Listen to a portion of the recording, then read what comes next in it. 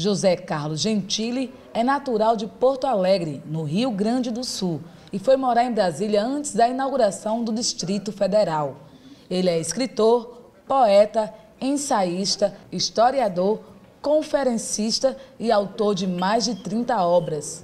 Além de todas essas funções, José Gentili também é advogado, ex-professor de Direito, jornalista, empresário, ex-presidente do Clube dos Pioneiros de Brasília, fundado pelo presidente Juscelino Kubitschek e atual presidente da Academia de Letras de Brasília. Olá, Gentili. Seja bem-vindo à TV Caatinga. E estou muito feliz por estar aqui na TV Caatinga, da Universidade Federal do Vale do São Francisco. Gentili, para começar essa nossa conversa, eu gostaria de saber o que motivou o senhor a sair de Porto Alegre e morar em Brasília antes mesmo da cidade ser inaugurada. Talvez seja algo esotérico, porquanto estudante de economia naquela época, fui convidado para participar das festividades de inauguração da capital da República, que seria no dia 21, como foi, 21 de abril de 1960. E à época participávamos da Faculdade de Economia e se foi para Brasília como membro da comitiva universitária gaúcha para as solenidades e as homenagens decorrentes desse ato extraordinário que foi a criação da nova capital do país. Além de presidente da Academia de Letras de Brasília, o senhor também desenvolveu outras funções, como eu já citei. Como o senhor faz para conciliar todas elas? Permanentemente existe essa pergunta e todos me indagam como é que eu posso ser tão múltiplo. É fácil, é eleição de prioridades. Quando se deseja executar ou realizar uma determinada operação, um determinado trabalho, se deve, antes de mais nada, dedicar-se de forma focada naquela vertente da atividade. O senhor escreveu a sua autobiografia, José Carlos Gentili, um cidadão do mundo. Em que momento da sua vida e por que o senhor decidiu escrever essa obra? Determinada época estava eu em Natal, no Rio Grande do Norte, e aí participei de um evento internacional de natureza biográfica. E ali estava um suíço que é o responsável no mundo pelo desenvolvimento de uma nova imagem da publicização de uma obra que é a fotoautobiografia. Não é uma biografia, nem uma autobiografia, mas sim uma fotoautobiografia. Porque a fotoautobiografia, como eu fiz, que foi a primeira no país, e depois a de Clarice Lispector, realmente fixa não só o pensamento, mas fixa um momento da pessoa no tempo. E o tempo não é da natureza. O tempo é uma criação dos homens. O tempo é algo passageiro, veloz, que passa como vento. E ali eu resolvi desenvolver desde os meus ancestrais até o dia da publicação, contando da minha obra, dos meus livros, que agora recentemente registra um livro que é o primeiro romance meu, intitulado Lagoa dos Cavalos. Lagoa dos Cavalos é o primeiro nome, é um nome toponímico, um registro local da cidade de Exu, aqui no oeste de Pernambuco, terra de Luiz Gonzaga. Então lancei no dia 13 de dezembro, dia de Santa Luzia, Lagoa dos Cavalos, na festa internacional de relembrança dessa figura mítica que foi Luiz Gonzaga, compositor, escritor e um homem que marca a cultura sertaneja, marca a cultura brasileira, como também Ariano Suassuna, com a sua visão do armorial, onde aqui, principalmente no Nordeste, ele dá uma roupagem extraordinária ao popular, revestindo-o de uma coisa que chamam de erudição. Ariano é algo incomum, como também se verifica que, nesse momento, a universidade procura fixar essa imagem como fosse um extraordinário livro para o amanhã.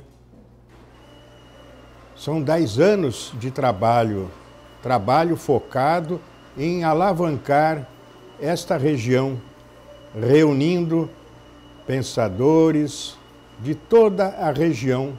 Os senhores imaginem que a faculdade, por exemplo, eu fiquei sabendo, a faculdade de medicina, dos 39 formandos, apenas 9 são da região, porque os demais vieram dos estados circunvizinhos.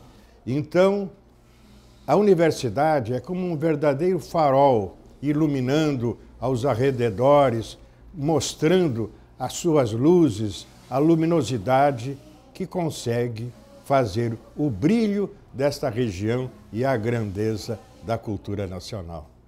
Além desses que o senhor citou agora, o senhor também é autor de mais de 30 obras. Sobre o que falam seus livros? Eu caminho pela poesia. Agora mesmo tinha preparado um livro, Universo do Verso, para lançar na festa de Gothenburg, na Suécia. Mas problemas de ordem familiar me compeliram a não poder ir a esta festa. E ali, no Universo do Verso, pela primeira vez, eu presto uma homenagem àqueles que receberam o galardão, o maior galardão literário no mundo, que é o Prêmio Nobel de Literatura. Então, eu fico nesta obra entremeando os poemas com as imagens e os registros dos ganhadores de Prêmio Nobel no que diz respeito à poesia. E o senhor poderia recitar algum poema para a gente agora? Eu não recitaria, porque recitar é algo que foge do meu universo. Mas eu vou relembrar uma quadrinha do sogro meu, de um sogro que se chamava Octacília Pereira de Carvalho, um poeta sertanejo da estirpe do Patativa de Assaré. E ele diz do seu linguajar sertanejo, como aqui, ele era homem da região do Moxotó, do Pajeú, do Exu. Ele dizia a respeito da mulher. E assim ele lavrava essa quadrinha que hoje está no Brasil inteiro e no mundo. E dizia ele, mulher é a coisa mais boa, e eu digo de viva voz, se Deus fez coisa melhor, fez para ele, não fez para nós. Gentili, como o senhor avalia a valorização da literatura brasileira atualmente? Eu acredito que a literatura brasileira, ela ganha foros de universalidade. Nós estamos hoje extravasando os limites, nós estamos publicando, nós estamos procurando arregimentar pensadores. E essa falange enorme de jovens que vem com o seu brilho, com o seu estímulo, com o estímulo dos mais velhos, dos mais experientes, nós vamos ganhando magnitude e grandeza. Eu acredito que a literatura brasileira, ela caminha, porque caminha em cima e reverenciando aqueles ícones não só de além-mar, mas principalmente de aquém-mar, que é o Brasil, essa vastidão da continentalidade. E Lagoa dos Cavalos procura explicar por que o Brasil é continental, por que aqui se fala nesse continente um só idioma, que é o idioma de Camões. Porque um homem dos mais honestos, mais probos dessa nação, que desenvolveu sua atividade entre o período monárquico de saída de Pedro I e a antecipação da maioridade de Pedro II, foi este homem que agigantou o Brasil, que é era o regente Diogo Antônio Feijó, filho de um padre, lá na velha Roma, a Roma de Itu, a Roma brasileira. E ali nós temos a dimensão da visão desse regente Diogo Antônio Feijó, porque ele criou a Guarda Nacional Brasileira nos moldes da francesa, da Garde Nationale Française, que ali ele foi colocando os tenentes, capitães, majores, tenentes, coronéis e coronéis em cada recanto desse Brasil, com exceção dos generais que eram privativos do exército de primeira linha. Assim, cresceu, desenvolveu uma estrutura vinculada ao Ministério da Justiça, por ele dirigida.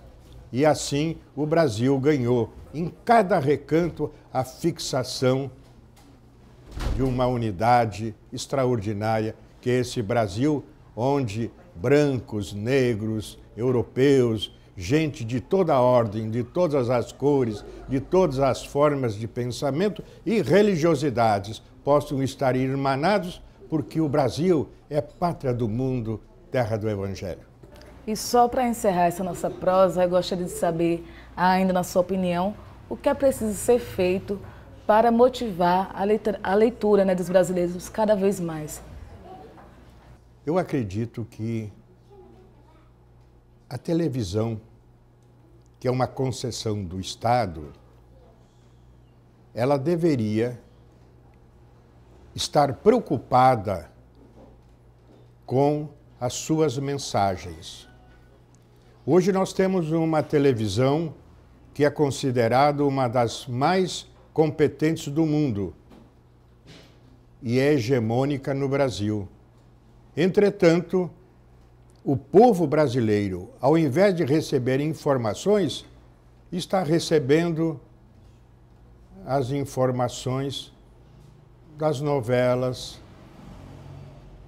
de fatos, de registros criminosos, de mensagens abaixo do nível do mesentérico, quando deveria a concessão da televisão, que é o maior meio de comunicação, mostrar as qualidades, os defeitos e as generosidades governamentais e do povo brasileiro por excelência.